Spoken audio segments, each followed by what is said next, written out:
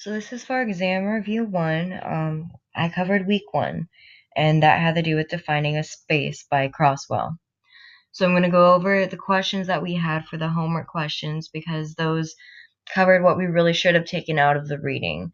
It covered terminology and actual concepts that we should have taken away. So the first question was what Crosswell's definition of place was. And we all agreed that it was a meaningful location. It could either it could be meaningful, like my place, that could just be home. It's a location. On the geographical, which it's involving a set coordinate, it's the physical existence itself. And then with the physical existence itself, it doesn't have to always have set coordinates, which also brings us to moving, which can be a car or a ship. We also covered Agnew's 3 elements of place, location, locale, and a sense of place. Now, location, we gave an example during class, which I liked. A location can be Hogwarts, and the locale can be things inside of Hogwarts that made Hogwarts Hogwarts. Like the stairwell, the chambers, even the hallways.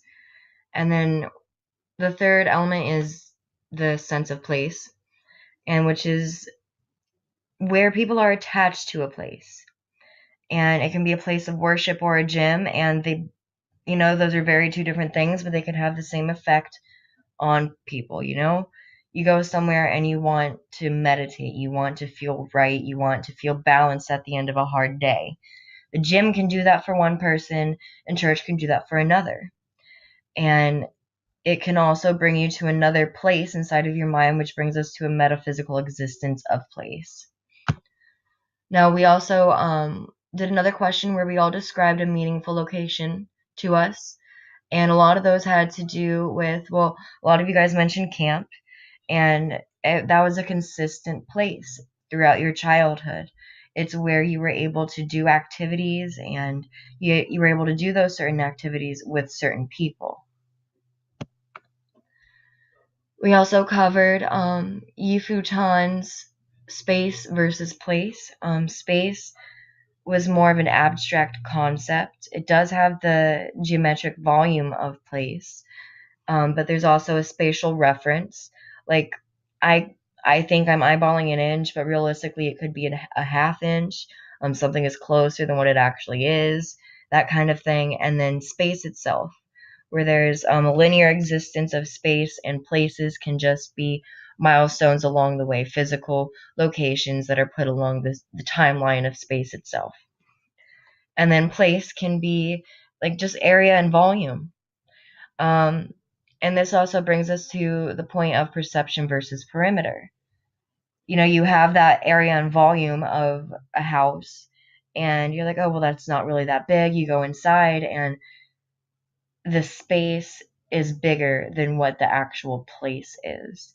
And that could be either because of the paint color they used, or the arrangement of furniture, what they brought themselves, a little bit of themselves to decorate. There's also the landscape versus place. Landscape is kind of a visual idea. We all have our own perception, but each definition of landscape does include the viewer being outside of the landscape itself. You're able to see the landscape from a vantage point. A landscape can be a cityscape. It could just be you can see a field from your house. But a place is somewhere where you are inside. It is that spot where you can see the land, and you are able to actually build experiences there instead of having never actually been inside, like a landscape. So we also have the sense of place. We were comparing residency to visitors. And I don't think one outweighs the other. I think both have pros and cons. The pros to being a resident for a sense of place, you have your built memories and experiences. And that's because you've spent time there. Every place has a meaning to you, and you're able to appreciate the history, how much it's grown. Like if you had a playground that you always played on when you were little, and you've seen the jungle gym grow, you've seen new swings added, you've seen an entire little soccer field, something that was already amazing to you from your memories from when you were younger has just been upgraded, basically.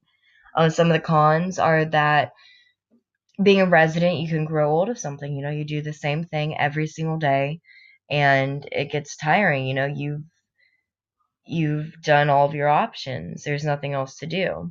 And then you can also have a bad memory linked to something, like the fire hydrant around the corners where Jimmy gave you your first kiss and everything, and Jimmy broke your heart, so you hate walking by that fire hydrant because it makes you sad. Now, being a visitor, there are also pros and cons. The pros are that it's new. You get to experience new things with it. Someone who's never had a white Christmas going to the Arctic, it's awesome. It's new to them. It's great. It's a first experience for them. Someone who's never been to the beach before, visiting the beach is awesome. And it's nothing that's you've overdone. You're not tired of it yet. And then the cons to being a visitor are you don't have your own memories. Something might not have the same emotional meaning it does for you for like someone else. And you can't fully appreciate history of the place either. You can't walk by something and be like, oh, like I remember when it was old and decrepit and falling apart, and now it's brand new because the community was able to put into that place. And then there's also globalization's impact on places. The reading notes, they have a negative aspect for how it affects the sense of place. There's erosion of local cultures, and then the homogenization of global spaces. And that can take out of the unique qualities that a place can bring.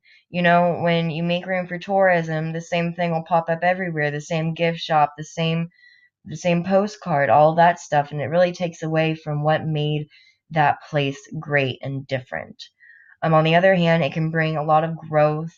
With tourism can come money and benefits. The money gained from all the tourists and everything coming in, spending their money there, it can go into a local food store, like health goods and everything. Or it can go into expanding a school for the area. And then also when you trade goods, one, your good gets out there. There's that word, like the word of mouth, for if your stuff has quality, you get money from it, and then you can also get something from China, you know, and you get cultural like expansion through that as well. So there are pros and cons to globalization everywhere. And that is all.